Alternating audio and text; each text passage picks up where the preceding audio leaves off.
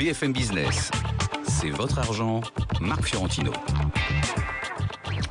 Comment ça va depuis tout à l'heure? Alors on se retrouve pour les tops de la semaine avec bien sûr les conseils top de nos gérants top, bon ça vous le savez, mais surtout la question top de la semaine. Parce que c'est un spécial Patrimonia, parce que c'était Patrimonia cette semaine. Donc on fait un spécial patrimoine avec une question folle. Quel est l'avenir de la gestion de votre argent? Rien que ça. Pour ça, j'ai demandé donc au cofondateur d'une success story de la bourse, Brice Pinault. Bonjour, la success story, c'est pas vous, c'est Harvest. Harvest. Bonjour Marc. Bon, c'est quand même un peu vous. C'est mon associé, moi. Très bien. Et Muriel Faure de l'Association française de gestion de rejoindre nos deux gérants. Merci Muriel d'être venue. Bonjour Marc. Bonjour Muriel, est-ce que vous pouvez d'abord nous expliquer en deux mots ce que c'est que l'Association française de gestion? C'est l'association professionnelle qui regroupe toutes les sociétés de gestion françaises. D'accord. C'est une association qui comprend 650 sociétés de gestion, dont environ 400 sociétés de gestion entrepreneuriales, c'est-à-dire des sociétés qui sont dirigées par leurs fondateurs, personnes physiques. Comme celle d'Alice par exemple. Exactement. Comme celle Et est-ce que d'Alice. la Française AM est dans votre association? La Française AM est tout à fait dans notre association. Et qu'est-ce que vous faites? Alors, vous organisez des petits cocktails, des thés dansants le week-end? J'allais vous dire, la Française est dans notre association, fait partie du conseil d'administration, donc on travaille. D'accord. On travaille Donc vous beaucoup. bossez, l'Association française de gestion, ça bosse. Absolument. Et qu'est-ce que vous faites? Alors, nous avons dans notre métier beaucoup de régulations, un Ouais. régulateur français, l'AMF, mais le plus grand régulateur, c'est le chef de tous les régulateurs européens qui s'appelle l'ESMA D'accord. à Bruxelles. Et donc nous travaillons beaucoup, très en amont, sur des textes réglementaires. C'est pas marrant comme truc, tu sais? C'est pas marrant, mais souvent ce que je dis aux adhérents, c'est vous vous plaignez de ce qui arrive dans la réglementation, mais vous savez pas à quoi vous avez échappé. Et ce à quoi vous avez échappé, c'est le travail de l'AFG. Ouh là là, ça rigole pas Le ça. débat est posé. Pauline, vous êtes prête? Avant d'y revenir, on va passer au top 3 des gérants comme toutes les semaines. Et comme toutes ces dernières semaines, à la une, c'est Louis de Ça me Montalembert, rappelle ma jeunesse, toujours le en top tête 50. du classement et loin devant. En plus, Louis de Montalembert qui a proposé d'acheter Lizzie, jaquette métal, service, Gerbet ou encore Ouais, Palfinger. jaquette. C'est jaquette. Jaquet, j'ai dit jaquette à l'anglaise. Deuxième, Jean-Pierre Gaillard. Et troisième, Sébastien Lalevé. Alors, on a sur le plateau Jérôme Fauvel. Jérôme Fauvel, il nous avait conseillé d'acheter GTT. Est-ce qu'on garde? Oui, tout à fait, oui. Il y a va des dividendes qui tombent. Ouais, dans bon, le c'est dernier, c'était il Mais y je a me quelques plains pas, jours. moi je gagne ma vie avec GTT. Figeac Aéro, Oui, oui, je conserve. on s'est ouais. pris une petite claque mais on garde. Une vingtaine de pourcents. Ça Mais va. non, MND, ça bouge pas beaucoup. Non, mais les développements en Chine vont être très importants dans les stations de ski. Donc on garde aussi. Donc on garde, oui. Aujourd'hui, qu'est-ce que vous conseillez d'acheter? Pardon, Non, mais c'est moi qui c'était aurais dû Pauline qui était en train de- embrayer et qui n'a pas embrayé. Elle Alors était aujourd'hui, coincée dans sa grenouillère. là. C'est LDLC. .com. .com. Oui. Donc en fait c'est un distributeur de matériel informatique, une société lyonnaise qui en fait a un taux de croissance très important. Sur les dernières années, il y a un taux de croissance moyen du chiffre d'affaires de l'ordre de 15%. Surtout, ce qui m'intéresse, c'est qu'en fait ils se dirigent vers puisqu'ils distribuent leur matériel par Internet, mais aussi maintenant par un réseau de magasins, puisqu'ils ont à peu près une trentaine de magasins. Ils ont l'objectif d'avoir à peu près une centaine de magasins d'ici 4 ou 5 ans. Ils viennent d'ailleurs de racheter une société qui s'appelle Matériel.net, qui a aussi C'était leur principal concurrent. qui était leur principal concurrent Je connais et le qui dossier. a cet On va avantage le voir. d'être, je dirais, Pour une du côté de Nantes, alors qu'eux sont Ouais. à Lyon. Donc il y a une Donc c'est une vraie complémentarité. internationalisation. Exactement, internationalisation. Ils sont présents dans 4 pays quand même, la Suisse, l'Allemagne, Donc le Luxembourg. LDLC.com. Alors ce qui est extra... Bon d'abord, bravo. On va garder ça, hein, c'est une bonne idée. Non mais je dis bravo, j'ai envie d'applaudir. Et puis alors surtout, c'est pour ceux qui écoutent et qui ne peuvent pas voir la télé, ce qui est fantastique, c'est un moment de télévision où on voit Pauline, qui s'en fout complètement bien sûr de LDLC.com, qui regarde Jérôme Fauvel en faisant semblant d'écouter alors qu'elle n'écoute pas, et en ayant l'air passionné. Bah, je trouve que c'est génial. Bah, parce que la fin de vraiment, c'est semaine, un elle va numéro- bien commencer, elle va bien se C'est un numéro terminer. Axtor Studio.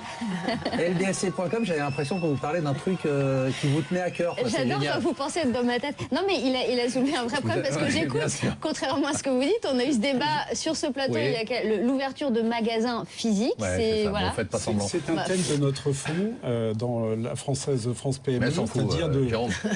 comment. Non, mais c'est un numéro d'acteur, il faut comprendre ce que c'est. C'est un métier, ça. C'est le métier de journaliste. Je vais continuer à parler. De chercher des valeurs dans la distribution qui associent l'ancienne économie avec la nouvelle économie. Voilà. Merci. Alice. Alice, elle nous a conseillé. Bon, elle nous a fait 2 conseils sympas, merci. C'est vrai. Ça va payer les vacances. Athos, plus 20%. Ouais, donc bien. Et Rekit Benkiza, Et oui, 10%. nos petits anglais. Qu'est-ce qu'on fait d'autre? On garde les deux. Je le dis parce qu'elle ne suit pas. Oui, Qu'est-ce oui. que- On va aller dans la santé pour changer. En fait, je vous propose d'acheter une société qui s'appelle Stada, qui est un fabricant de médicaments génériques allemand. Alors pourquoi est-ce qu'on achète Stada? Pour 2 raisons. Un, une belle position, notamment en Europe de l'Est. Donc ils vendent beaucoup de leurs produits en Europe de Il l'Est. me regarde en sourire. En fait, Je je pense pense que que ça la passionné par passionne. Stada aussi. Je crois que ça la- Moi, ça la ça la passionne plus que passionne. LDLC.com, c'est incroyable. je pense que- Pourtant, j'avais l'impression qu'on était au top là. Non, mais c'est intéressant. Mais parce- Ouais, allez-y. Non, mais alors, pour vraiment piquer l'intérêt des gens, par exemple, est-ce que vous savez un médicament générique, comment est-ce qu'on dit ce médicament, oui, c'est un médicament générique par Un rapport certain à un nombre d'années, non princeps? Et maintenant, en fait, on va voilà, il y a évidemment les études qui sont Ah oui. faites, les études cliniques, mais surtout, en fait, on va mettre le principe actif du nouveau Suppositoire. médicament dans le corps de quelqu'un et on va regarder le taux de progression du principe actif. Et on va regarder la même chose pour ce qu'on appelle le princeps, c'est-à-dire le médicament d'origine. Et s'il y a moins de 20% d'écart dans le taux de pénétration, ça devient un fabricant de médicaments génériques. J'aime quand vous parlez de taux de Donc, pénétration. c'était pour vous faire plaisir. Merci. Et donc, du coup, là, ça vous intéresse. Voilà. Mais pourquoi est-ce qu'on achète Stada? Parce que le marché des fabricants de médicaments génériques dans le monde est en pleine consolidation. Et Est-ce que ça, je ça fais vous bien- plaît est-ce que je aussi. fais bien, Je Pauline sais que vous Tadevin aimez la Est-ce que je fais consolidation. bien, Pauline Pour ça, je Tadevin vous écoute à la radio. Voilà. que je fais bien, Oui, Pauline les Est-ce que je petits fais chiens bien à l'arrière des Ah bon voitures, vous savez. Bon, Brice Minot, merci beaucoup. C'est fini, non Non, Bon, on l'achète. vous ne c'est m'avez bon. pas écouté, Marc. Non, si, j'ai adoré. Non, mais D'accord. attendez, ça et C'est pas LDLC.com, c'est vraiment Ça, des sujets de ça pénétration peut se faire racheter. violents. C'est-à-dire, ça fait partie Ah des oui. sociétés qui. C'est pour ça que je parle de consolidation. Ah, d'accord. Voilà, je me Brice permets. Pinot, vous pouvez nous parler d'Harvest C'est bah, quoi cette boîte-là Harvest, C'est quoi ce nom déjà Harvest, le nom C'est un vient nom de glandeur. de gens qui avaient des cheveux plus longs qu'on Ouais, les a comme- gardés. hein. Oui. Harvest, ça vient de l'album éponyme de Neil Young, sorti en 72. Donc, grande époque pour le rock. Grand album. Le rock américain Grand et album. le rock canadien, parce que Neil Young est américain. D'ailleurs, il est Fantastique. passé à Bercy il y a encore 3 mois, je ne sais pas si tu y étais. Non, Et le mais je pensais concert qu'il était mort. Bah, il a 71 ans et il fait des concerts de 2h30. Tu vois, c'est pas encore Bruce Springsteen, mais on n'est pas loin. Voilà. Et donc Harvest, bah, c'est simple, c'est parce que la gestion de patrimoine c'est compliqué pour les particuliers. Harvest fabrique des logiciels qui aident leurs intermédiaires, donc les conseillers en gestion de patrimoine, les réseaux de distribution, à Les sociétés de gestion aussi les sociétés de gestion, bien sûr, avec des logiciels, on leur permet d'apporter du conseil sur le cycle de vie et optimiser le patrimoine des gens. Alors moi j'ai participé, à titre personnel, je le dis, comme ça, il n'y a pas pour les conflits d'intérêts, les trucs comme ça, j'ai participé à votre introduction en bourse en 2005, on se connaît, ça fait plus de 10 ans, où est-ce que vous en êtes 10 ans après? On en est, je crois qu'on a dû faire pas loin de x5 en matière de valo. C'est pas mal ça. Franchement vous avez un parcours assez étonnant, hein, parce que vous avez un parcours ultra régulier, il n'y a pas eu d'accident. C'est assez étonnant et vous êtes content de la bourse vous Ah oui, très content. Enfin, le parcours régulier, déjà parce qu'on livre assez régulièrement Ouais. les résultats qu'on promet. Donc, Harvest a un taux de rentabilité en moyenne de 20%, année après année, tu vois, de façon régulière. Et la deuxième chose, c'est que la bourse, pour nous, on est sur un marché de niche avec des banquiers, des assureurs, des CGP qui ont tous des fils de news, Boursorama sur leurs écrans. Le jour où il y en a un qui arrive en bourse, on peut dire c'est la fin de la récré, il y a un premier et c'est lui. Voilà. Jérôme, vous en avez en portefeuille? Non, je n'en ai pas. Pourquoi? Mais je vous ai déjà rencontré il y a déjà quelques temps. Et vous parce l'aimiez qu'en pas? fait, c'était non, c'est pas vraiment ça. C'est que le marché n'était pas très très liquide. Ah Et d'accord. que pour trouver Vous du trouvez pas de papier? Pour trouver, je parle de ça il y a Ouais, quelques temps. Pour trouver du papier, ça n'était pas possible. Quelques chiffres en termes de chiffre d'affaires, personne, rentabilité? 2015, 23 millions d'euros, rentabilité, enfin un ROC de 22,6 je crois de mémoire, 16% de rentabilité nette. L'année dernière, on a terminé l'année avec 205 salariés, là on est 230 puisqu'on a investi beaucoup pour financer un nouveau projet, donc on frôle l'ETI par le dessous, on va pas tarder à y arriver. Voilà. L'AFG connaît bien Harvest? Harvest, c'est une fintech. Ah oui, c'est une fintech pour vous Harvest? Ah, c'est Et beau oui, ça. il n'y a pas que des startups en fintech. Ah ouais, c'est intéressant ça, que vous la finance définissiez comme et une fintech. technologie. Absolument. C'est pas mal ça. Ben, je suis parfaitement d'accord avec ce qu'elle vient de dire et nous sommes une fintech depuis 1989. Alors je vous propose de faire un petit exercice ensemble. On va écouter quelques témoignages venant de Patrimonia, presque en direct. Pas du tout en direct. Dans les allées du salon. Dans les allées du salon, écoutez, c'est intéressant, ça va lancer le débat sur la gestion de votre argent. Le gérant de demain sera un spécialiste d'un univers d'investissement restreint, du style, par exemple, les valeurs chimiques, les valeurs industrielles, les techs, un segment. Et il choisira quelques valeurs qu'il proposera à ses clients, dans lesquelles probablement il sera aussi investi. Donc c'est un spécialiste convaincu de sa mission pour faire gagner de l'argent sur la durée à ses clients. C'est quelqu'un qui essaie d'anticiper les événements. Il est aidé en cela par des équipes d'économistes et de stratégistes. Et il essaye de déterminer les anticipations des marchés à venir. Pour ça, il étudie de nombreuses variables, qu'elles soient financières ou économiques. Il essaye de se faire sa propre opinion de l'évolution à venir des marchés. Alors le gérant de demain, c'est forcément un gérant en gestion active. C'est quelqu'un qui est proche des entreprises, c'est quelqu'un qui est assez rigoureux en termes de valorisation, qui sait faire des jugements à froid et qui est réactif dans un marché qui peut être mouvant et qui sait rester humble parce qu'on n'a pas toujours raison. C'est un gérant actif qui va soit regarder effectivement les cycles économiques et prendre des décisions, acheter des actions japonaises, acheter des actions émergentes par exemple. Et puis aussi c'est un gérant qui va être capable de regarder au-delà des cycles économiques et de voir les thèmes finalement qui sont porteurs à moyen terme, qui peuvent être par exemple les thèmes de l'eau qui nous sont très chers chez Pictet, les thèmes de la sécurité, de la robotique, enfin des activités qui au-delà des cycles économiques vont afficher des croissances importantes dans les années qui viennent et qui vont permettre, et finalement c'est ça le jeu, de sélectionner les entreprises avec des croissances bénéficiaires intéressantes. Muriel Faure, vous êtes en première ligne avec les sociétés de gestion. La société de gestion de demain, est-ce qu'elle va être totalement différente? La conseil en gestion de patrimoine, est-ce que ça va être totalement différent? On entend parler de gestion passive avec les ETF, avec les trackers. On entend parler, vous en parliez tout à l'heure, on entend parler de disruption avec les fintech. On a quand même l'impression, je demanderai tout à l'heure à nos gérants ce qu'ils en pensent, mais on a quand même l'impression que ce métier-là... non seulement il va évoluer, mais peut-être qu'il va soit disparaître, soit se transformer. Comment vous vivez ça? Et comment vos membres vivent ça? Nous vivons à l'AFG très bien. D'ailleurs, Yves Perrier, le président de l'AFG, a eu l'initiative et la vision de créer une commission innovation, recherche-innovation que je préside. Et là, nous sommes en train de travailler sur une étude qui s'appelle SGP 3.0.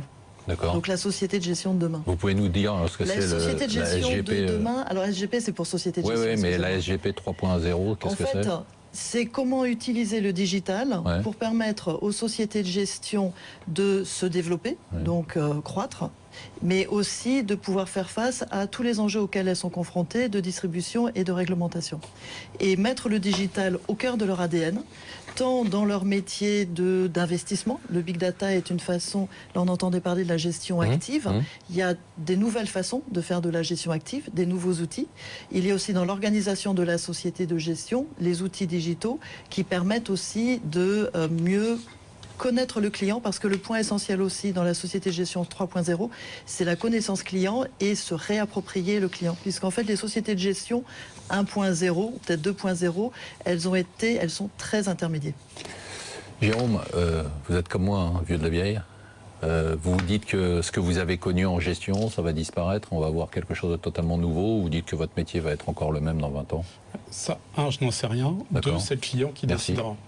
Non, mais c'est le client qui va décider. Oui, mais est-ce que vous vous dites, en voyant tous ces trucs, les robots advisors, tous ces trucs-là, est-ce que vous dites, tiens, ces mecs-là vont prendre mon job? Je vais vous donner un chiffre que j'ai déjà donné une dernière fois quand j'étais venu, il y a quelques mois. Le CAC 40 en 1999 valait 4005, aujourd'hui il vaut 4004. Okay. Donc ce qui veut dire que, en fait, sur 17 ans, on n'a pas bougé pratiquement. Et donc que dans le même sens, les petites valeurs, le mid and small était, aujourd'hui il est à 10 000, je vous avais posé la question à combien était-il, il était à 2005. D'accord. Donc ce qui veut dire que...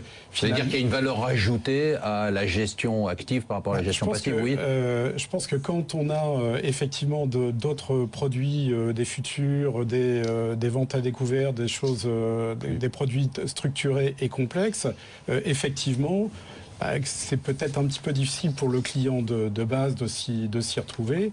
Et donc, il aura besoin toujours de spécialistes. Il y aura toujours besoin d'un gérant, toujours besoin d'un conseiller en gestion patrimoniale. Alice, est-ce que vous pensez que votre job va disparaître? Je pense que par un robot? Est-ce que vous allez être remplacé par un robot? Dommage. Ce qui serait dommage. Qu'est-ce qu'il est fort. Qu'est-ce qu'il est fort. Mais c'est un métier, ça. C'est très gentil. C'est un métier, on ça. sent un non-savoir-faire.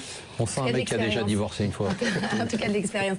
En fait, je pense que des sociétés comme Google, toutes ces sociétés-là risquent d'arriver un jour sur le marché de la gestion d'actifs. Et pour moi, en fait, la valeur ajoutée des sociétés de gestion, et d'ailleurs c'est pour ça que j'ai créé les fonds que j'ai créés, c'est parce que je crois que tout ce qui est benchmarkable, c'est-à-dire tout ce qui peut être répliqué complètement par un ordinateur, va cannibaliser le marché des sociétés de gestion. Donc moi, je propose, et c'est cette manière-là... Vous dites un peu ce que dit Jérôme, c'est-à-dire il faut être spécifique. Vous êtes sur la même longueur d'onde. C'est-à-dire il faut avoir un créneau, quoi, un plus. Il faut apporter ce que moi j'appellerais du jus de cerveau, c'est-à-dire ce qu'une machine ne peut pas forcément apporter immédiatement, c'est-à-dire une capacité à avoir une gestion qui à la fois est pointue, mais en même temps apporte une notion de risque qui fait que personne ne peut copier votre travail. Et c'est là-dessus que moi je travaille. Vous étiez au salon patrimonial, d'ailleurs merci d'être venu à l'émission, parce que vous êtes partie du salon pour nous. Quelles étaient les tendances? Qu'est-ce que vous avez vu là-bas? Qu'est-ce que vous avez ressenti? Déjà, une inquiétude ou plutôt... Non, moi je sens des CGP qui sont plutôt à l'aise dans leur basket. Les derniers chiffres concernant cette profession, c'est à peu près 120 milliards. CGP, c'est donc conseiller en gestion de patrimoine indépendant. Le I voulant dire indépendant. Il y a à peu près 120 milliards sous gestion, alors que les Français, c'est 4000 milliards d'euros d'épargne financière globalement. Et l'année dernière, je crois qu'en termes de collecte, ça doit être à peu près 11 milliards du côté des CGP. C'est la seule profession qui, dans les années de crise, a augmenté sa part de collecte. Dans un gâteau qui se réduisait parce que le gros de la collecte était assuré par Bercy globalement, on a des CGP qui ont gagné des parts de marché contre les banques et les assureurs. Donc l'ambiance parmi les conseillers en gestion de patrimoine est plutôt bonne. Et plutôt bonne. L'ambiance, vous y étiez, Muriel? Oui. L'ambiance parmi les sociétés de gestion aussi? Voilà, c'était pas beaucoup de sociétés de gestion, beaucoup de CGP. Bonne ambiance aussi? Pas d'anxiété, beaucoup moins anxiogène que certaines années. Ah oui? Absolument. Intéressant, c'est donc que la crise est pour demain. Non, Généralement, ils sont toujours à côté de la plaque. Mais... Oui, c'était un peu le sentiment qu'on avait en écoutant les conseillers dans le micro-trottoir. Enfin, si je puis me permettre là-dessus, parce que les CGP ont vécu aussi de façon assez angoissée l'émergence des fintechs. C'est ça. Il y a eu beaucoup de choses depuis 2-3 ans sur la presse, les organisations professionnelles qui souhaitaient que les fintechs en question, je pense au RoboAdvisor, aient des réglementations au moins aussi. On rappelle ce que c'est un RoboAdvisor, c'est en fait une gestion automatisée. Profil de risque. Voilà, faite par des algorithmes. Et donc en fait, c'est le remplacement du gérant par un robot. C'est le remplacement du gérant par un robot. Ça c'est la théorie. La pratique est un petit peu moins claire aujourd'hui, mais effectivement, c'est en théorie ça. Et on sentait que les CGP sont inquiets par cette émergence-là. Enfin, il se trouve aujourd'hui que les robots advisors en France, c'est tout petit en termes d'épargne. Je crois qu'il doit y avoir à peine 100 millions sous gestion, donc c'est pas grand-chose. À peine 100 millions sous gestion. C'est un maximum. À peine 100 millions sous gestion en France. Excuse-moi de vous couper. Et aux États-Unis, il y a à peine 4 milliards de dollars sous gestion. Ouais. Et pour que les non connus, les de Westfront, etc., de RoboAdvisor soient rentables, il faudrait atteindre un point mort à 16 milliards de dollars. D'accord, donc on n'y est pas du tout. On n'y est pas encore. Alors, tout à l'heure, Muriel Faure parlait de Harvest comme une fintech. Aujourd'hui, c'est presque plus vrai qu'avant. Est-ce que vous lancez un produit? Alors on lance un produit qui, moi, m'excite beaucoup parce que ça fait quelque chose dont... chacun s'excite avec ce qu'il veut. Oui, franchement, le mec qui s'excite avec une fintech... Non, mais arrivé à un certain âge, il te reste le logiciel, si tu veux. C'est ça. Et donc, Harvest lance un produit qui s'appelle Money Pitch. Et Money Pitch, c'est le meilleur de l'agrégateur et de la fintech réunis. En gros, le CGP propose à son client final un service où le particulier peut agréger toutes ses données bancaires, ses données d'assurance, son épargne salariale, ses contrats Madelin. Mais ça existe déjà des agrégateurs? Non. Il y a des agrégateurs. Il y a des agrégateurs de finances personnelles. On agrège des comptes bancaires, globalement. D'accord. Pour l'instant, on peut agréger que des comptes bancaires.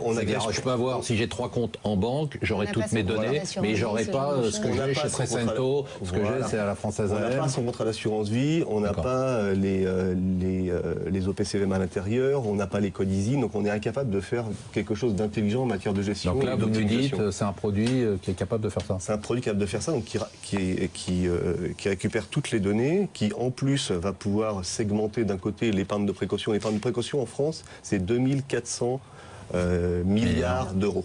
C'est monstrueux. À côté de ça, l'épargne active, c'est à peu près 1600 milliards d'euros. Donc il y a 2400 milliards d'euros et ça représente en moyenne 3 ans de salaire d'un Français. En moyenne. quand on dit à côté de ça que les banquiers nous disent l'épargne de précaution, ça doit être 3 à 6 mois de salaire, il y a de quoi gratter pour l'envoyer vers... Et en quoi votre produit va changer ça? Eh bien parce que déjà on peut identifier ce truc-là, on partage l'information avec le CGP qui offre le service à son client récupère l'information sur les actifs intégralement du CGP, donc Vision 360, compatible MIF 2 par exemple. Mais ça peut être utilisé par des sociétés de gestion. Ça peut aussi être utilisé par les sociétés de gestion, absolument. Et le dernier point, c'est que comme notre métier, c'est la gestion de patrimoine, on sait monter des outils qui vont permettre de gérer les projets de vie du client, comme par exemple l'éducation des enfants, la retraite, etc., la transmission, et optimiser dans une poche, au niveau des actifs du client, la partie dédiée à tel ou tel projet. Donc là, on est vraiment fintech, là. On est total fintech et un truc important, c'est qu'on a fait des tests utilisateurs. Les milléniums, donc les jeunes de moins de 30 ans... Qui n'ont pas de fric, de toute façon. Oui, mais qui n'ont pas de fric, mais qui en auront peut-être un jour. Jamais.